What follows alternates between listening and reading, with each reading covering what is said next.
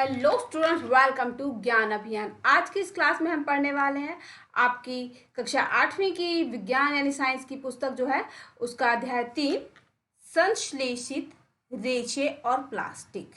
पोशाक जिन्हें हम पहनते हैं, पोशाक यानी ड्रेस, कपड़े जो हम पहनते हैं, कपड़े फैब्रिक से निर्मित यानी बने होते हैं। कपड़े प्राकृतिक अथवा कृत्रिम स्रोतों से प्राप्त रेशे से बनाए जाते हैं। क्या आप कुछ प्राकृतिक रेशों के नाम बता सकते हैं? रेशों का उपयोग विविध प्रकार की अनेक घरेलू वस्तुओं के निर्माण हेतु भी किया जाता है। रेशों से निर्मित कुछ सामान्य वस्तुओं की सूची बनाइए। उन्हें प्राकृतिक और कृत्रिम रेशों से निर्मित वस्तुओं में विभाजित करने का प्रयास कीजिए। सारणी 3.1 को भरिए। यहाँ पे जो ये सारणी दी हुई है, जिसमें प्राकृतिक और कृत्रिम रेशे यानी कि जो प्राकृतिक, जो नेचुरल और कृत्रिम जो बनाए जाते हैं ना, उनका यहाँ पे क्रम संख्या लिखनी है, 1 2 3 4। उन वस्तुओं का नाम लिखना है, वो किससे बनी है, और रेशों के प्रकार, वो कृत्रिम है, प्राकृतिक है, कैसे हो, उसके बारे में सारणी के अंदर आपको लिखना है। आपने कुछ वस्तुओं को कृत्रिम चिन्हित क्यों किया? अब जो आप बना रहे सारणी, उसमें कुछ वस्तुएं होंगी जो नेचुरल, जो प्राकृतिक, और कुछ वस्तुएं ऐसी होंगी जो बनाई गई होंगी। तो आज जो बनाई गई है उनको आपने कृत्रिम के रूप में क्यों चिन्हित किया, क्यों आपने लिखा है कि कृत्रिम है, ये आपको वहां बताना है। आपने अपनी पिछली कक्षाओं में पढ़ा है कि प्राकृतिक रेशे जैसे कपास, ऊन, रेशम आदि पौधों अथवा जंतुओं से प्राप्त होते हैं। दूसरी ओर संश्लेषित रेशे मनुष्यों द्वारा बनाए जाते हैं, इसलिए ये संश्लेषित अथवा मानव निर्मित रेशे कहलाते हैं। मानव निर्मित, जिसे मानव बनाता है, जो मनुष्यों के द्वारा बनाए जाते हैं। अब हम यहाँ पढ़ते हैं कि संश्लेषित रेशे क्या है। धागे से जुड़े मनकों के हार में पाई जाने वाली एक रूप बनावट को स्मरण करने का प्रयास कीजिए। जो माला हम गले में पहनते, उस माला को याद करने के लिए कह रहे हैं। उस माला को याद करके देखते हैं कि फिर क्या होता है। जिसे कि चित्र 3.1 पिक्चर ए और 3.1 की पिक्चर बी के समान कुछ कागज क्लिपों को जोड़कर एक लंबी श्रृंखला बनाने का प्रयास कीजिए। क्या दोनों में कोई समानता? कहते हैं कि एक माला ले लीजिए, जो मोती की माला हम गले में पहनते हैं, और जो कुछ पिन होते, जो पेपर पिन होते हैं, उन सभी को जोड़ के छोटा सा एक माला सा बनाकर देखिए। क्या दोनों बिल्कुल एक जैसे हैं या फिर दोनों में कोई अलग अलग है, कोई भिन्नता है दोनों में? जैसे कि यहाँ पर दिया हुआ है, ये माला बनी हुई है और ये पेपर पिन से जोड़ा गया, इनको माला का रूप दिया गया है।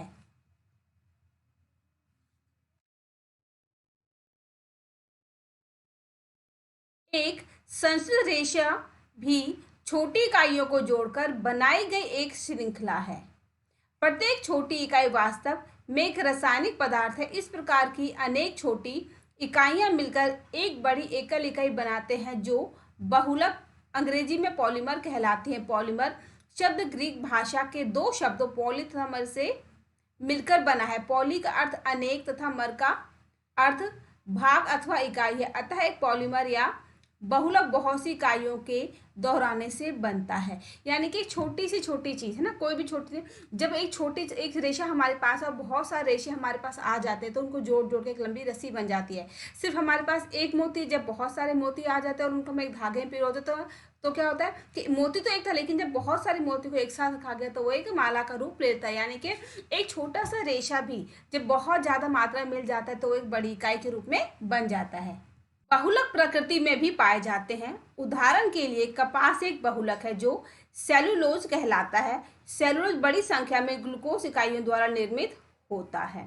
अब हम पढ़ेंगे संश्लेषित रेशों के प्रकार के। जो रेशे होते हैं वो कितने प्रकार के होते हैं, इसमें पहला है रेयान। आपने कक्षा 7 में पढ़ा है कि रेशम कीट से प्राप्त किया जाता है। आप सभी को पता है कि जो रेशम होता है वो किससे मिलता है? हमें रेशम के कीड़े से मिलता है, सभी को पता है। इसकी खोज चीन में हुई थी और इसे लंबे समय तक कड़ी सुरक्षा में गोपनीय रखा गया है। रेशे से प्राप्त कपड़ा बहुत महंगा होता है, परंतु इसकी सुंदर बनावट ने प्रत्येक व्यक्ति को मोह लिया। रेशम जो होता है वो रेशम के कीड़े से बनता है और इसकी खोज जो चीन में हुई। इसे बहुत लंबे समय तक दुनिया से छुपा के रखा गया, यानी कि किसी को भी इसके बारे में, बाकी देशों को, बाकी लोग इसके बारे में जानकारी नहीं दी गई। रेशम जो होता है बहुत ही सुंदर, तो रेशम का कपड़ा इतना सॉफ्ट, इतना मुलायम होता है, तो देखते ही लगता है कि नहीं, हम उसे ले लें। तो उसकी जो सुंदर बनावट होती है वो हमारे मन को मोह लेती है। रेशम को कृत्रिम रूप से बनाने के प्रयास किए गए। 19वीं शताब्दी के अंतिम छोर पर वैज्ञानिकों को रेशम समान गुणों वाले रेशे प्राप्त करने में सफलता प्राप्त हुई। इस प्रकार का रेशा काष्ठ लुगदी के रासायनिक उपचार से प्राप्त किया गया। यह रेशा रेयान अथवा कृत्रिम रेशा कहलाया। यद्यपि रेयान प्राकृतिक स्रोत काष्ठ लुगदी से प्राप्त किया जाता है, यह एक मानव निर्मित रेशा है। यह रेशम से सस्ता है, परंतु इसे रेशम रेशों के समान बुना जा सकता है। इसे रंगों की कई किस्मों में रंगा जा सकता है। रेयान को कपास के साथ मिलाकर बिस्तर की चादरें बनाते हैं अथवा ऊन के साथ मिलकर कालीन या गलीचा बनाते हैं। रेशम बहुत महंगा होता है, सभी की बस की नहीं होता इसको ले पाना, रेशम का कपड़ा खरीद पाना। तो सिर्फ इस कारण से रेशम बहुत महंगा होता है, सभी लोग नहीं यूज़ कर सकते, सभी लोग प्राप्त नहीं कर सकते। तो रेशम के जैसा ही एक और दूसरा रेयान का रेशा जो है बनाया गया, और ये जो बिल्कुल रेशम के जैसा ही होता है, लेकिन रेशम से सस्ता होता है। और इसे जो मिला के लोग अपने घरों में चादरें बनाते हैं, कालीन बनाते हैं, गलीचा बनाते हैं। आपके घरों में भी होगा तो देखा होगा, बिल्कुल रेशम के जैसा होता है, जबकि वह प्योर रेशम नहीं होता, उसके अंदर मिलावट यानी कि रेयान होता है। अब हम पढ़ेंगे नायलॉन। नायलॉन एक अन्य मानव निर्मित रेशा है, यानी कि मानव के द्वारा ही बनाया गया ये नायलॉन भी है। इसे 1931 में बिना किसी प्राकृतिक कच्चे माल, पौधे या जंतु से प्राप्त का उपयोग किए बनाया गया। इसका निर्माण कोयले, जल और वायु से किया गया। यह प्रथम पूर्ण रूप से संश्लेषित रेशा था, यानी कि पूरी तरह से संश्लेषित बनाया गया कृत्रिम रेशा था। ये मनुष्य द्वारा बनाया गया क्या था? नायलॉन। नायलॉन रेशा प्रबल, प्रत्यास्थ और हल्का था। यह चमकीला और धुलने में सुगम था, अतः यह कपड़ों के निर्माण हेतु बहुत प्रचलित हुआ।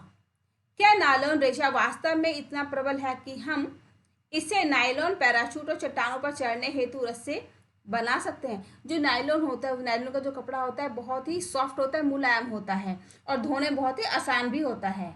हम नायलॉन से निर्मित कई वस्तुओं का उपयोग में लाते हैं, जैसे जुराबें, रस्से, तंबू, दांत साफ करने का ब्रश, कारों की सीट के पट्टे, स्लीपिंग बैग, शयन थैला, पर्दे आदि, जैसा कि चित्र 3.3 में दिखाया गया है।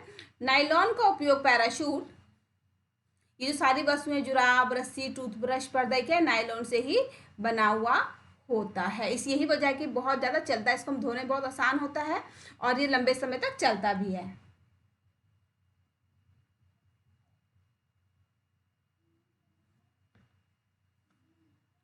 और चट्टानों पर चढ़ने हेतु रस्सों के निर्माण में भी किया जाता है। एक नायलॉन का तार इस्पात के तार से अधिक प्रबल होता है। आइए हम जाने।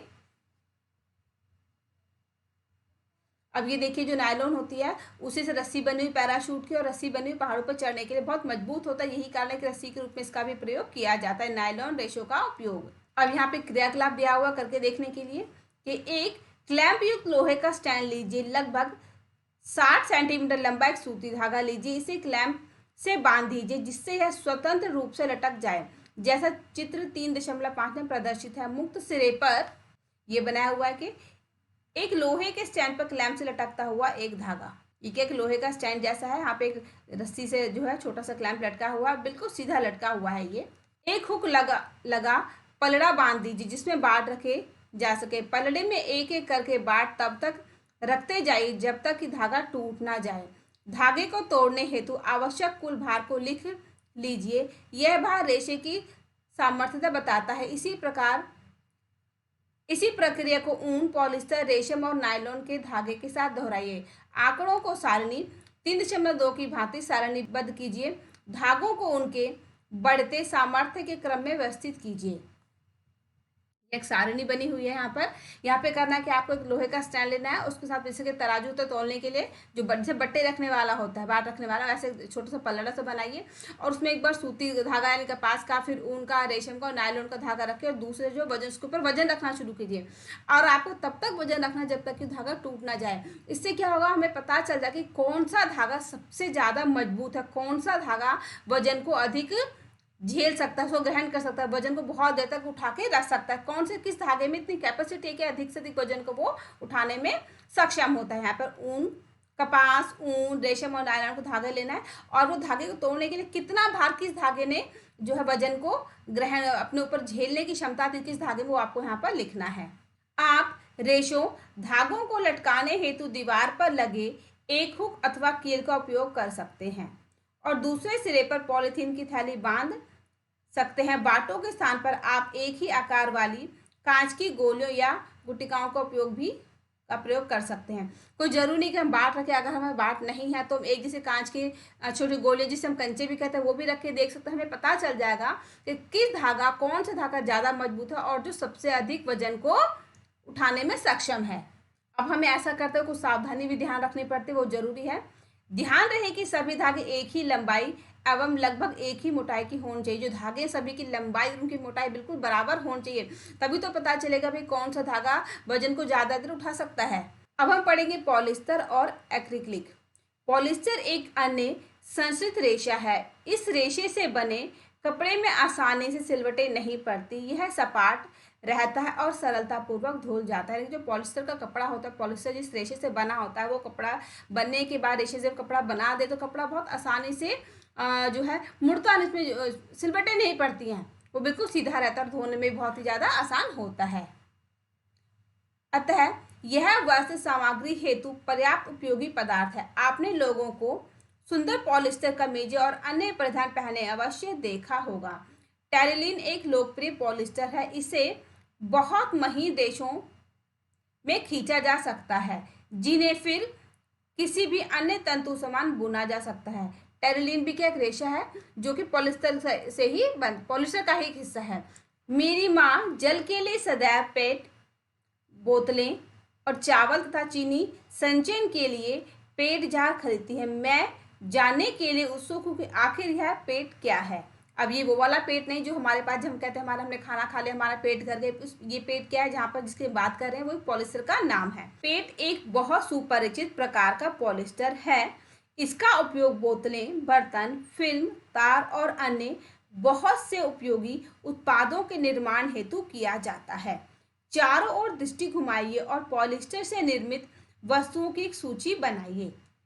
पॉलिस्टर पॉली जमा एस्टर वास्तव में एक रसायन जो एस्टर कहलाता है की इकाइयों की पुनरावृत्ति से बनता है।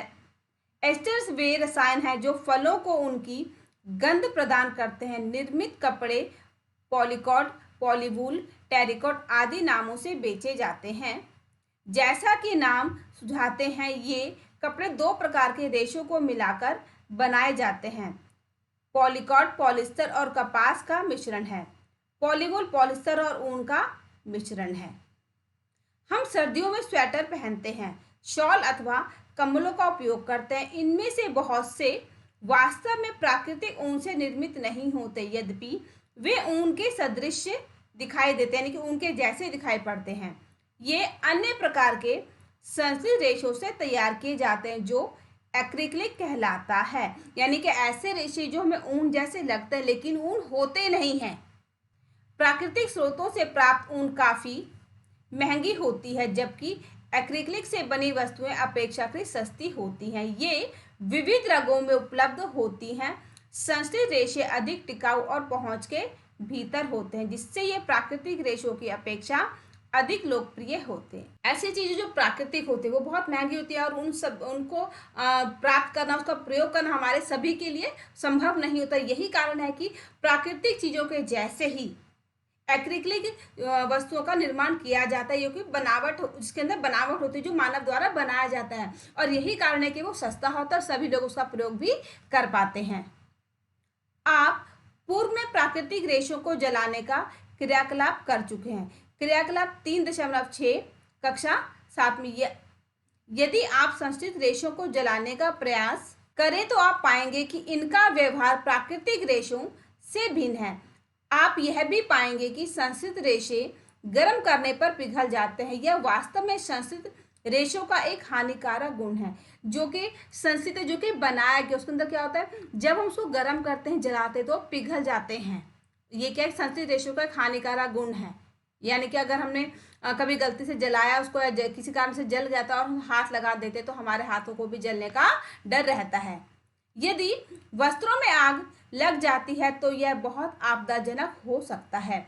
कपड़ा पिघल सकता है, पहनने वाले व्यक्ति के शरीर से चिपक जाता है। अतः हमें प्रयोगशाला अथवा रसोई घर में कार्य करते समय संस्कृत वस्त्र नहीं पहनने चाहिए, ताकि अगर कभी गलती से उसमें काम करते हुए या फिर किसी प्रयोगशाला में अगर हम कोई एक्सपेरिमेंट कर रहे हैं और किसी कारणवश या फिर हमारी असावधानी कारण गलती से कहीं से आग लग जाती, तो जो हमने कपड़ा पहना है जो कि संस्कृत रेशा है, नेचुरल नहीं है, वो जल जाएगा और जैसे पिघल जाएगा, सिकुड़ जाएगा, उससे सिकुड़ेगा ही नहीं, वो हमारी जो स्किन, जो हमारी त्वचा है उससे भी चिपक जाएगा, जल जाएगा, जिस कारण हमारा शरीर भी जल जाता है और हमें बहुत ही ज़्यादा नुकसान होता है। तो हमें क्या करना है, कभी भी ऐसे कोई प्रयोग करते समय किसी कहीं पर ही या फिर रसोई में काम करते समय ऐसे संस्कृत रेशों से बने हुए कपड़ों का प्रयोग नहीं करना चाहिए। सभी संस्कृत रेशे पेट्रोलियम मूल के कच्चे माल जो पेट्रो रसायन कहलाते हैं से विविध प्रक्रमों द्वारा तैयार किए जाते हैं।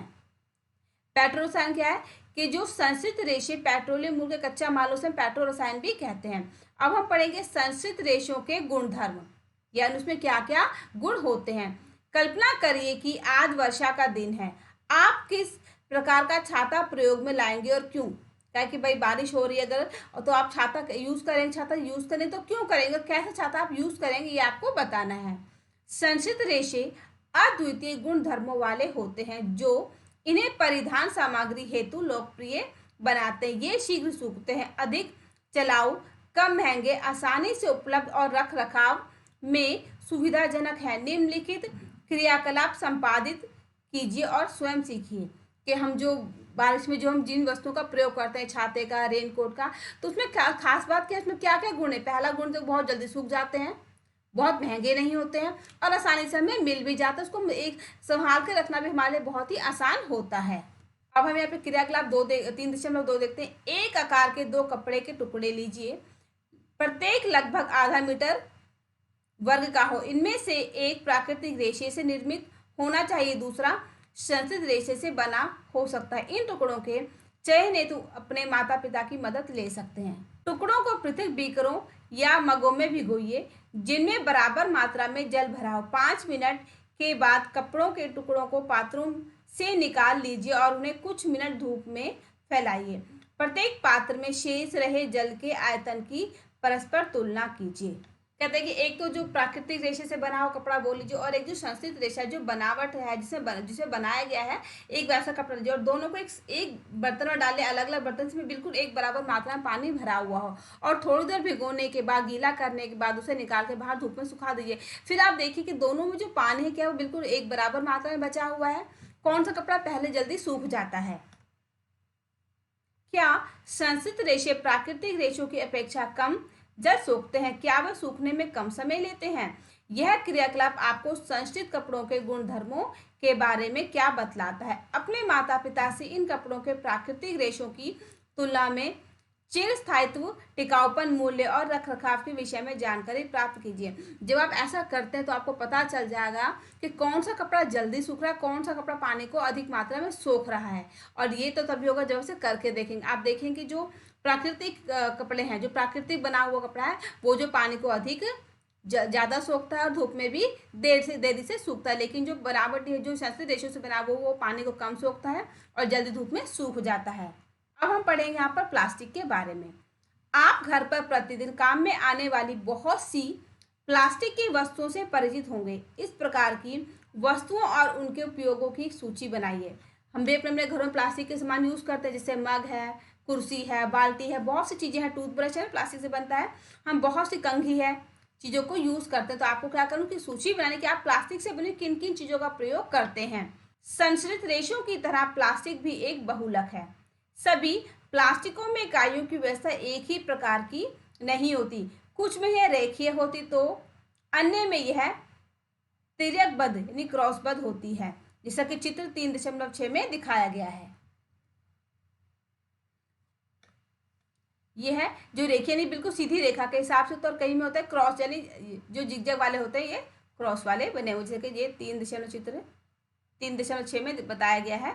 प्लास्टिक की वस्तुएं सभी संभव आकारों और साइजों में उपलब्ध हैं, जैसा आप चित्र 3.7 में देख सकते हैं। क्या आपको आश्चर्य नहीं होता कि यह कैसे संभव है? तथ्य यह है कि प्लास्टिक आसानी से सांचे में ढाला जा सकता है, अर्थात इससे कोई भी आकार दिया जा सकता है। प्लास्टिक का पुनः चक्रण हो सकता है, इसे पुनः प्रयुक्त किया जा सकता है, इसे रंगा और पिघलाया जा सकता है, इसे बेलकर चादरों में बदला जा सकता है अथवा इसकी तारें बनाई जा सकती है। इसलिए इनके इतने विभिन्न प्रकार के उपयोग होते हैं। जो प्लास्टिक होता है वो बहुत ही आसानी से सांचों में ढाला जा सकता है, यानी कि उसको हम जिस भी चाहे आकार में बदल सकते हैं। बहुत मोटा बना सकते हैं, छोटा बना सकते हैं, फैला सकते हैं, पतला कर सकते हैं, तारे बना सकते हैं, चादर बना सकते हैं, कुर्सी, हम जैसा भी उसे आकार देना चाहे हम दे सकते हैं। यही कारण है कि आज बहुत सी चीज़ें ऐसी हैं जो प्लास्टिक से बनती है। और कोई छोटी, अगर हम कुर्सी लीजिए, अगर हम छोटी कुर्सी चाहे घरों में बच्चों के लिए तो हमारे घर में छोटी कुर्सी मिलेगी, और अगर हम चाहे बड़ी कुर्सी बड़ों के बैठने की तो बड़ी कुर्सी मिलती है। कुर्सी चौड़ाई भी ज़्यादा होती है, किसी की कम होती है, कोई मोटी होती है, कोई पतली होती है। क्यों? क्योंकि प्लास्टिक को हम आसानी से अपने इच्छा अनुसार सांचों में ढाल सकते हैं, यानी कि उसका हम जो साइज है, जो आकार है, उसको हम अपने इच्छा अनुसार बदल सकते हैं। यह है प्लास्टिक निर्मित विभिन्न वस्तुएं, जैसे खिलौने हैं, गिलास है, कुर्सी है, बाल्टी है, बहुत सी चीजें हैं, कंघी है, मग है। पॉलीथिलीन यानी पॉली जमा एथीन प्लास्टिक का एक अन्य उदाहरण है जो सामान्य उपयोग में आने वाली पॉलीथीन थैलियां बनाने के काम में आता है। प्लास्टिक की छोटी थैली में सब्जी वगैरह लाते हैं, वो क्या, वो भी प्लास्टिक से ही बनती है, पॉलीथीन होती है। अब आप स्वयं प्लास्टिक के टुकड़ों को मोड़िए। क्या सभी प्लास्टिक वस्तुएं सरलतापूर्वक मोड़ी जा सकती हैं? प्लास्टिक के जो टुकड़े हमारे पास है घर में, है ना, किसी के पुराने खिलौने के, बाल्टी के, मग के, उनको मोड़ के देखिए, क्या वो आसानी से मुड़ जाता है? आप देखेंगे कुछ प्लास्टिक की वस्तुएं सरलतापूर्वक मोड़ी जा सकती हैं, जबकि कुछ मोड़ने हेतु बल लगाने पर टूट जाते हैं। जब हम एक प्लास्टिक की बोतल में गर्म जल डालते हैं तो वह विकृत हो जाती है, यानी कि सिकुड़ जाती है। ऐसा प्लास्टिक को गर्म करने पर आसानी से विकृत हो जाता है और सरलतापूर्वक मुड़ जाता है, थर्मोप्लास्टिक कहलाता है। पॉलीथीन और पीवीसी थर्मोप्लास्टिक के कुछ उदाहरण हैं। इनका उपयोग खिलौने, कंघियां और विभिन्न प्रकार के पात्रों के बड़े पैमाने पर निर्माण हेतु किया जाता है। जो प्लास्टिक होता है, जब उसको हम मोड़ते हैं तो कुछ तो आसानी से मुड़ जाता है, कुछ मोड़ने पर तो हमें ताकत लगानी पड़ती है। जैसे हम ताकत लगाते हैं वो मुड़ जाता है। क्यों? क्योंकि वो जो है प्लास्टिक को क्योंकि जो प्लास्टिक हो थर्मोप्लास्टिक से बना होता है उसका, और इसी कारण वो आसानी से टूट जाता है। दूसरी ओर कुछ प्लास्टिक ऐसे हैं जिन्हें हम बार बार सांचे में एक बार सांचे में ढाल दिया जाता है तो इन्हें ऊष्मा यानी गर्मी देकर नर्म नहीं किया जा सकता। ये थर्मोसेटिंग प्लास्टिक कहलाते हैं कि ऐसा प्लास्टिक जिसे हमने एक बार गर्म कर दिया, सांचे में डालकर गर्म, तो उसे बार बार हम गर्मी देकर उसे नरम नहीं कर सकते, सॉफ्ट नहीं कर सकते। उसमें क्या कहते हैं? हम थर्मोसेटिंग प्लास्टिक के नाम से जानते हैं। ये दो उदाहरण हैं, जैसे बेकेलाइट और मेलामाइन। बेकेलाइट ऊष्मा और विद्युत का कुचालक है। यह बिजली के स्विच, विभिन्न बर्तनों के हत्थे आदि बनाने में काम आता है। जैसे कि बिजली के स्विच होते हैं, या फिर जिसे कुकर में लगा हुआ हैंडल, जो प्लास्टिक का काले रंग का हैंडल होता है वो, या फिर सस्पेन वगैरह में भी लगा होता है, फ्राइंग पैन में लगा होता है। तो क्या इनको हम बार बार चेंज नहीं कर सकते? एक बार जिसको बन गया दोबारा से उसको चाहे कि गर्म करके उसे सॉफ्ट करते, मुलायम कर ले, संभव नहीं। अगर ऐसा हो जाए तो ये हमारे लिए नुकसानदायक हो जाएगा।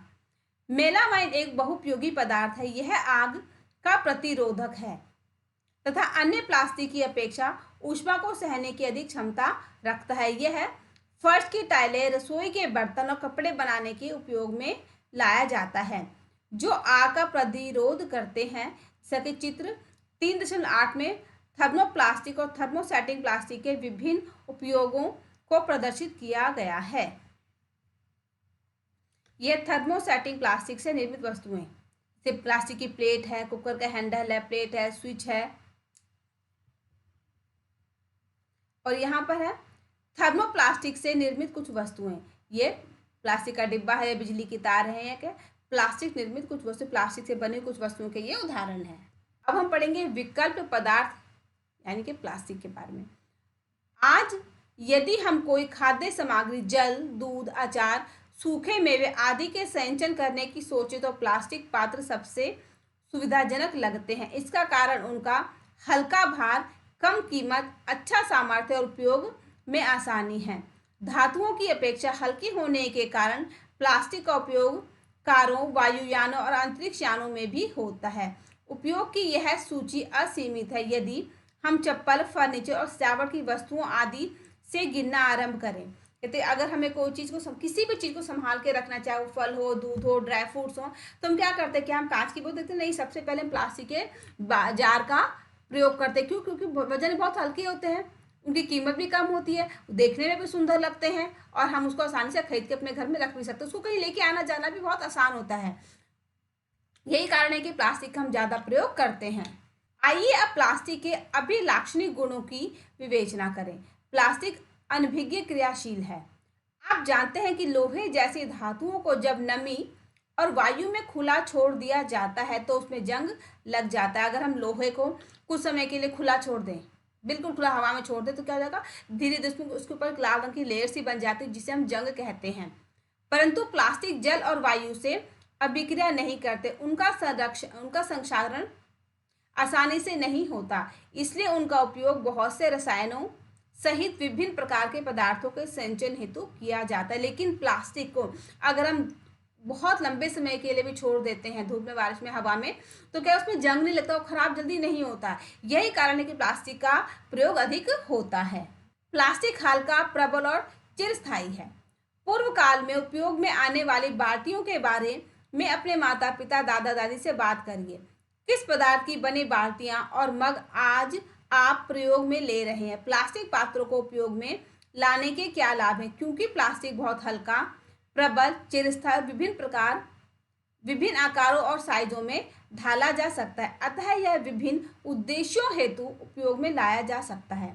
प्लास्टिक सामान्यतः धातुओं की अपेक्षा सस्ते होते हैं। ये उद्योगों और घरेलू कार्यों में व्यापक रूप में प्रयोग में लिए जाते हैं। विभिन्न प्रकार के प्लास्टिक पात्रों की सूची बनाइए जिन्हें आप दैनिक जीवन में उपयोग में लाते हैं। जो प्लास्टिक होता है वजन बहुत हल्का होता है। अब हमें कांच की बोतल, एक लोहे की बोतल, एक प्लास्टिक की बोतल है, और ऐसी बोतल जिनकी जो कैपेसिटी, जिनके अंदर किसी अगर हम पानी को भरते तो बिल्कुल पानी की मात्रा बिल्कुल समान होती है, यानी कि उनकी जो कैपेसिटी है, जो क्षमता है, बिल्कुल बराबर हो। तो तीनों में कौन हल्का होगा? प्लास्टिक वाला। ये जो प्लास्टिक है वो लंबे समय चलता भी है, हल्का भी होता है, इसीलिए प्लास्टिक का प्रयोग ज़्यादा होता है। अब हम पढ़ते हैं प्लास्टिक कुचालक हैं।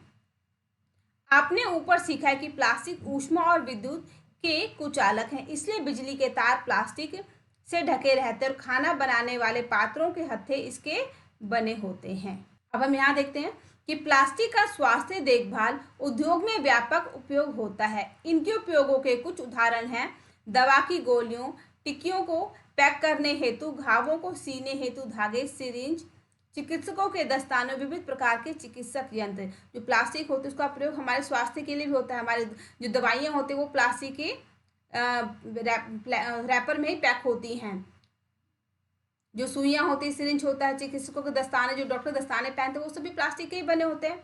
माइक्रोवेव ओवन में भोजन पकाने हेतु विशिष्ट प्लास्टिक पात्र उपयोग में माइक्रोवेव ओवन में भोजन पकाने हेतु विशिष्ट प्लास्टिक पात्र उपयोग में लिए जाते हैं। माइक्रोवेव ओवन में ऊष्मा खाद्य पदार्थ को पका देती है, परंतु प्लास्टिक पात्र को प्रभावित नहीं करती। जो माइक्रोवेव होता है इसमें खाना पकाते हैं, गर्म करते हैं, केक वगैरह बनाते हैं, तो माइक्रोवेव के अंदर जो गर्मी होती है, जो उसमें ऊष्मा होती है, वो क्या करते हैं? खाने को पका देती है, जो खाद्य पदार्थ है वो पक जाता है। लेकिन जिस बर्तन के अंदर, जिस प्लास्टिक के बर्तन के अंदर हमने डाला है, वो प्लास्टिक खराब नहीं होता। टेफ्लॉन एक विशिष्ट प्लास्टिक है जिस पर तेल और जल चिपकता नहीं। यह भोजन पकाने के पात्रों पर न चिपकने वाली परत लगाने के काम आता है।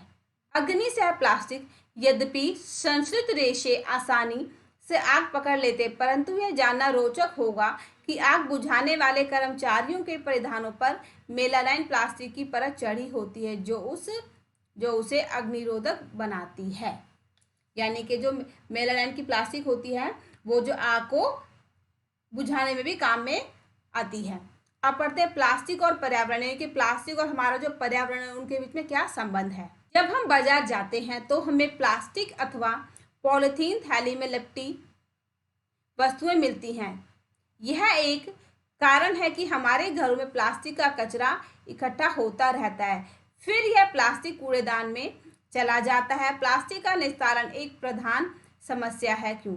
जो प्लास्टिक होता है वो हम बहुत यूज़ करते हैं, बहुत हद से ज़्यादा हम यूज़ करते हैं। हम बाजार जाते हैं, कोई भी सामान लाते हैं तो हमें किसमें मिलती है, प्लास्टिक की पन्नी के अंदर मिलती है, प्लास्टिक की पॉलिथीन मिलती है, और हम घर लगे कर सकते हैं उसमें जो वस्तु है जो हमारे काम की वो निकाल लेते हैं, जो प्लास्टिक है उसे डस्टबिन के अंदर कूड़ेदान में डाल देते हैं। और सिर्फ ऐसा एक घर में नहीं होता, सभी घरों में होता है, और यही कारण है कि प्लास्टिक जो है बहुत ही ज़्यादा मात्रा में कूड़े में मिलता है।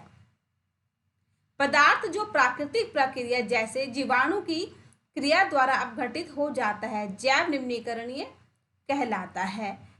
कैसा निम्नीकरण क्या है, जैव निम्नीकरण क्या होता है, कोई ऐसा पदार्थ जो प्राकृतिक प्रक्रिया जैसे जीवाणु की क्रिया द्वारा अपघटित हो जाता है, यानी कि समाप्त हो जाता है, उसे हम कहते हैं जैव निम्नीकरणीय। पदार्थ जो प्राकृतिक क्रियाओं द्वारा सरलता से विघटित नहीं होता, जो आसानी से खत्म नहीं होता, उसे हम जैव अनिम्नीकरणीय कहते हैं। जैसा कि सारणी 3.3 में हम देखेंगे। अपशिष्ट के प्रकार, यानी अपशिष्ट यानी जो बचा हुआ वेस्ट मटेरियल होता है, यहाँ पर अपहासित होने में लगने वाला समय उस कितने समय में खत्म हो जाता है। पदार्थ की प्रकृति, सब्जी और फलों के छिलके, बचा हुआ भोजन आदि, ये जो 1 से 2 सप्ताह में समाप्त होना शुरू हो जाते हैं, और ये होता है जैव निम्नीकरणीय। इसकी जो प्रकृति है वो है जैव निम्नीकरणीय। उसी तरह से कागज जो कि 10 से 30 दिनों में, ये भी जैव निम्नीकरणीय है। सूती कपड़ा 2 से 5 माह यानी महीने, जैव निम्नीकरणीय ये भी। लकड़ी 10 से 15 वर्ष, जैव निम्नीकरणीय ये भी।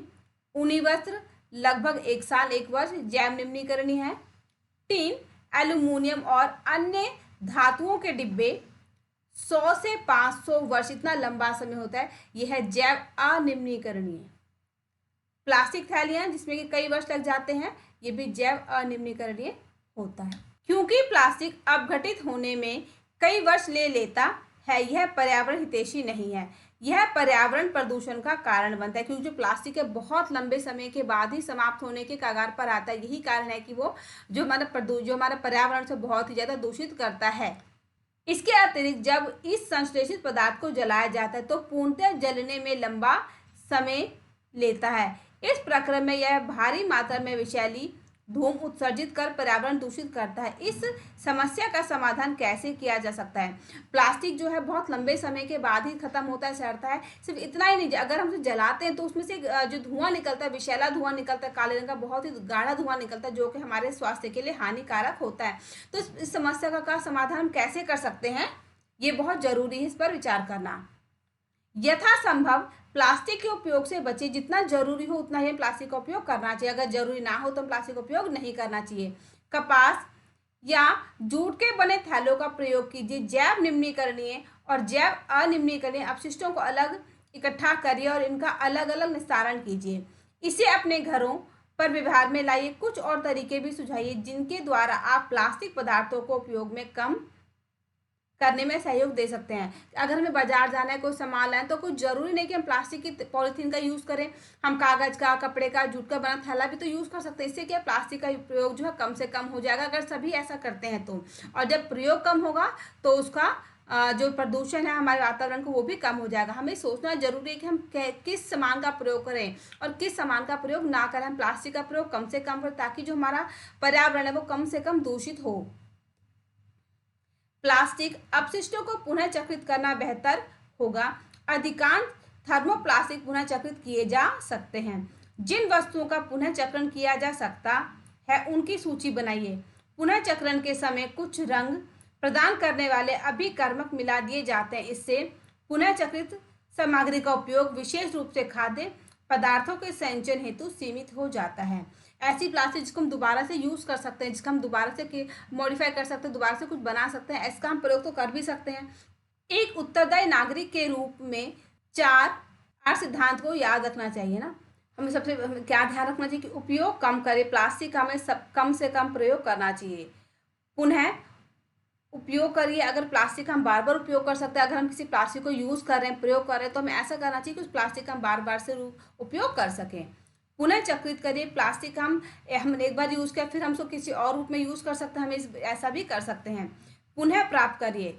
और प्लास्टिक को जो हम यूज़ कर रहे हैं, हमें उसका जो समाप्त है, उसको जो हम डिस्ट्रॉय करना, हमें इस हिसाब से करना चाहिए कि उसको हम दोबारा से प्राप्त करके यूज़ कर सकते हैं। इस प्रकार की आदतें विकसित करिए जो पर्यावरण हितैषी हो। हमें ऐसी आदतों को अपने अंदर लाना चाहिए जो हमारे पर्यावरण के लिए जरूरी हैं, जिससे हमारा पर्यावरण बिल्कुल सही रहे और वो दूषित ना हो। क्या आपने कोई ऐसा कचरे का ढेर देखा है जहां पशु, विशेष रूप से गाय, कचरा खा रही हो? खाद्य अपशिष्ट खाने के प्रक्रम में ये पशु पॉलीथीन की थैलियां और खाद्य पदार्थों के रैपर भी निगल लेते हैं। क्या आप इसके परिणामों की कल्पना कर सकते हैं? प्लास्टिक पदार्थ इन पशुओं के श्वसन तंत्र में कंठरोध उत्पन्न करते हैं अथवा आमाशय में एक अस्तर बनाते हैं और अंततः यह उनकी मृत्यु का कारण बन सकते हैं। होता क्या, अगर हमारे घर के आसपास कहीं पे भी कूड़े का ढेर और कचरे का ढेर, तो वहाँ पे जो जानवर हैं, कुत्ता है, गाय है, ये लोग वहाँ पे जाते रहते हैं। और खासकर गाय क्या करती है, उसे भूख अपनी भूख को मिटाने के लिए जो लोग घरों से कचरा फेंकते हैं उसमें कुछ को ढूंढ कर खाना शुरू करती है। और जो लोग कचरा फेंकते हैं वो उसमें कोई रोटी बची हुई, सब्जियों के छिलके बच जाते हैं, उसको फेंकते हैं, पन्नी को बांध कर पॉलिथीन को बांध देते हैं, फेंक देते हैं। अब गाय तो उसको खो नहीं सकती, तो क्या करते हैं, उन छिलकों के लिए, उस रोटी के लिए, उस अनाज के लिए जो हमने फेंका होता है खाने के चक्कर में, उस पॉलिथीन को भी धीरे धीरे निगल जाती है। और अंत में जब ऐसी बहुत सी पॉलिथीन के पेट में जमा होने का जो गाय वगैरह है, जो पशु है, वो सारे उनकी मृत्यु हो जाती है। किस कारण से? पॉलिथीन को खाने के कारण। तो हमें क्या करना है, कहीं पर भी कूड़े का ढेर नहीं लगने देना चाहिए, उसमें खासकर पॉलिथीन का प्रयोग नहीं होना चाहिए। इस बात को लोगों को समझाना चाहिए कि इससे जो हमारा पशु है, जो हमारे पशु है, उनकी मृत्यु हो जाती है। लापरवाही से इधर उधर फेंकी गई पॉलिथीन की थैलियां नालियों को रोक देती हैं। कभी कभी हम बहुत अधिक लापरवाही दिखाते हैं और चिप्स, बिस्कुट और अन्य खाद्य पदार्थों के रैपर सड़क पर, उद्यान अथवा पिकनिक के स्थानों पर फेंक देते हैं। क्या हमें ऐसा करने से पहले सोचना नहीं चाहिए? एक उत्तरदायी नागरिक के रूप में आप क्या उपाय सुझाते हैं जिससे सार्वजनिक स्थल स्वच्छ और प्लास्टिक मुक्त रहे? ये अक्सर होता है कि हम और आप जब अगर कहीं घूमने फिरने जाते हैं या फिर खेल कूद रहे, तो हमने कुछ चिप्स वगैरह खाया, कुछ भी खाया, और उसको जो रैपर होता है जो, उसे हम ऐसे गले फेंक देते हैं। कहीं पार्क में घूमने के लिए गए, वहाँ फेंक देते, जबकि हर पार्क में, हर बगीचे, उद्यान में डस्टबिन होते हैं जिस पर यूज में लिखा होता है, लेकिन फिर भी हम उसका प्रयोग नहीं करके कहीं पर भी ऐसे फेंक देते हैं। और इससे क्या होता है, जो पार्क है, जो पिकनिक का स्पॉट है, वो पूरा उद्यान बगीचा जो गंदा हो जाता है। सिर्फ आप एक पैकेट फेंकेंगे और आपके जैसे बहुत से लोग होते हैं हमारे जैसे, जो कि सभी अगर एक एक रैपर फेंकते तो कितने सारे रैपर हो जाएंगे। इस बात की सिर्फ कल्पना करके देखिए कि कितना सारा कूड़ा वहाँ पर जमा हो जाएगा।